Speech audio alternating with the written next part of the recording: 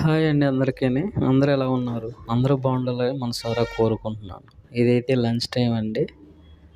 ఇదిగోండి అన్నం. అన్నంలోకి కూర అయితే టమాటాల చట్నీ, తర్వాత దాంట్లో నంచుకోవడానికి కాకరకాయ అండి. ఎంతమందికి కాకరకాయ అంటే ఇష్టం కామెంట్ చేయండి. ఇదిగోండి కాకరకాయలు. నా చిన్నప్పుడు కాకరకాయ తినేవాళ్ళని చూస్తే అబ్బా కాకరకాయలు ఇంత చేదు కదా ఎలా తింటారు అనుకునేవాడిని. చిన్నప్పుడు పండిన కాకరకాయలు అయితే నేను లోపల ఎర్రగా ఉంటాయి అవి తినేవాడిని అండి. పండిన కాకరకాయలు ఎంతమంది తిన్నారో కామెంట్ చేయండి.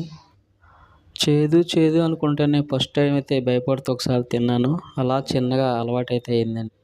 బ్లెస్సీ అయితే కాకరకాయ ఇప్పుడు బాగా చేస్తుందండి. పెద్దగా చేదు అనిపించదు. ఇలా పప్పుచారు చేసినప్పుడు పచ్చడి చేసినప్పుడు అయితే వాటిలోకి ఇలా ఫ్రై చేస్తూ ఉంటుంది. ఈ కాకరకాయ ఫ్రై అన్నంలోకి కూడా కలుపుకొని తినచ్చండి, చాలా బాగుంటుంది. ఓకేనండి, థ్యాంక్ యూ ఫర్ వాచింగ్. ఈ వీడియో కానీ మీకు నచ్చితే లైక్ చేయండి, సబ్స్క్రైబ్ చేయండి. కాకరకాయ ఫ్రై చేసే విధానం మీకు వీడియో కావాలనుకుంటే కామెంట్ చేయండి, ఫుల్ వీడియో చేస్తాను.